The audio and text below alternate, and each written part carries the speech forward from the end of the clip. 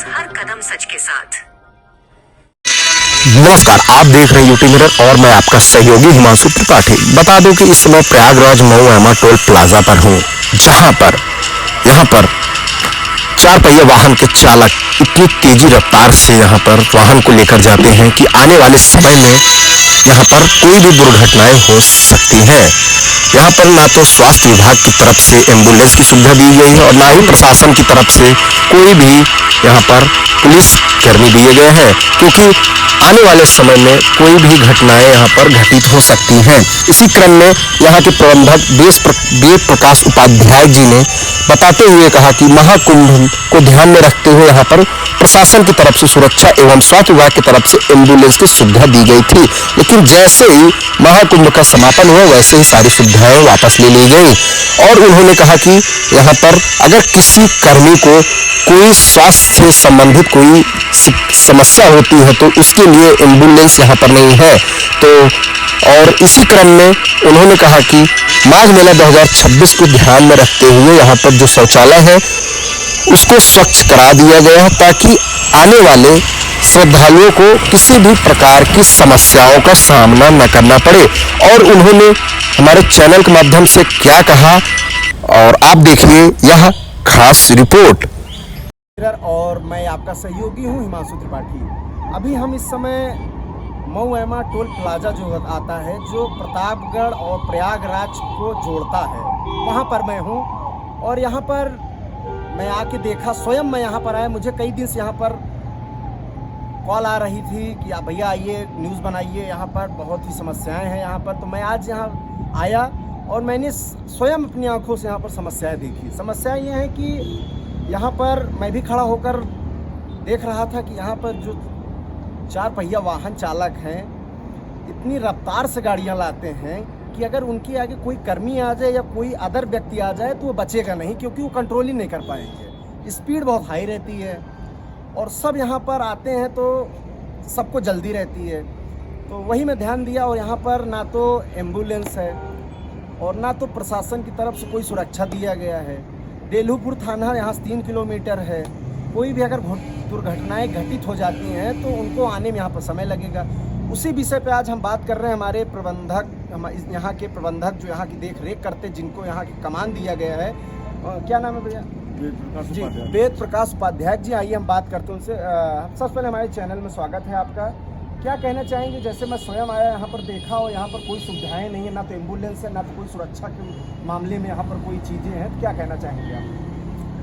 जहाँ तक एम्बुलेंस का सवाल है तो पिछले साल कुंभ मेले में, महाकुंभ मेला जो आयोजित हुआ था, तो उसमें हमको एम्बुलेंस और क्रेन वगैरह सारी सुविधा NHI के द्वारा मिली थी जी।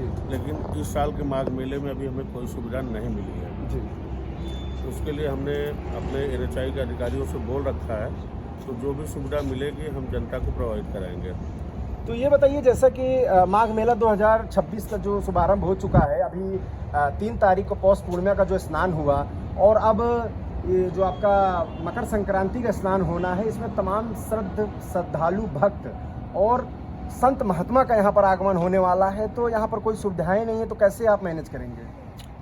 देखिए, श्रद्धालुओं के लिए या स्नार्थियों के लिए हमने स्वच्छ शौचालय, क्योंकि हमारा 24 घंटे वेल क्लीन रहता है, बाकी उनके लिए पेयजल और सफाई और जो भी हमसे हो सकता है बेहतर प्रयास करके हमको दे रहे हैं कि श्रद्धालुओं को कोई दिक्कत का सामना न करना पड़े।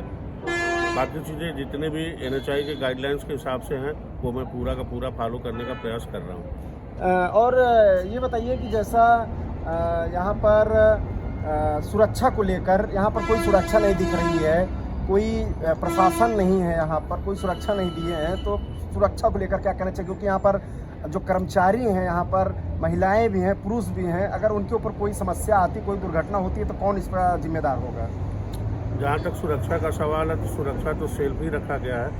हम खुद ब्रीफिंग में अपने सारे स्टाफ को ये बोल के रखते हैं कि भाई आपके द्वारा कोई गलती ना हो, लेन में दोनों तरफ देख करके लेन क्रॉस करें।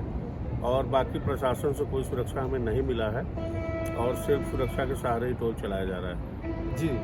और कुछ आप बात करेंगे, कुछ लोग आते हैं जो दबंगई दिखाते हैं मैं ये हूँ, मैं वो हूँ और दबंगई से निकलते हैं, उनके लिए आप क्या प्रशासन से क्या मांग करना चाहेंगे? जो भी हमारे लोकल के गाड़ी वाले यूजर हैं, हमारा प्रयास यही रहता है कि हम कंप्रोमाइज़ करके उनके साथ उनका मंथली पास बना करके उनको हम डील करते हैं। बाकी कुछ ऐसे भी हैं जो जिनको एक दो लोगों को बहुत विशेष परिस्थिति में फ्री में भी छोड़ना पड़ता है, जबकि ऐसा हम करते नहीं, उनका मंथली पास भी बनवा देते हैं कि उनको भविष्य में कोई आप दिक्कत उनको छोड़ देते हैं, आपकी इंसानियत है कि उनको आप जी। जाने देते हैं। जी जी जी जी। हाँ। एक दो लोग हैं जो पब्लिक मतलब राजनीतिक पकड़ है या है तो उनको छोड़ दिया जाता है, वो भी बड़ी गाड़ी नहीं, सिर्फ कार वालों को, एक तो दो लोगों को। वेद प्रकाश जी, आप ये बताइए कि यहाँ पर टोल पर किसका किसका छूट है, वो आप हमको बता दीजिए, क्योंकि अभी तक बहुत लोगों को नहीं पता रहता है, तो छूट किसका किसका है आपके माध्यम से? छूट के लिए हमारे यहाँ टोल प्लाजा के दोनों तरफ जो एग्जम्पशन लिस्ट है वो लगे हुए, बड़े बड़े बोर्ड लगे हुए हैं। बाकी छूट की श्रेणी में कोई नहीं है, लोकल का कोई भी छूट नहीं होता, उनका 340 रुपये मंथली का मंथली पास बनाया जाता है। बाकी जो हैं उनके छूट के लिए पूरे तो दोनों तरफ प्लाजा के दोनों साइड में बड़े बड़े लिस्ट लगे हुए हैं। वहाँ देख सकते हैं। जी। थोड़ा सा आप बता दीजिए, जैसे मोटा मोटा क्या कौन कौन आते हैं उसकी श्रेणी में? आर्मी जो आर्मी हो गए, एम्बुलेंस- प्रशासन। जी, एम्बुलेंस के लिए, आर्मी के लिए, जी।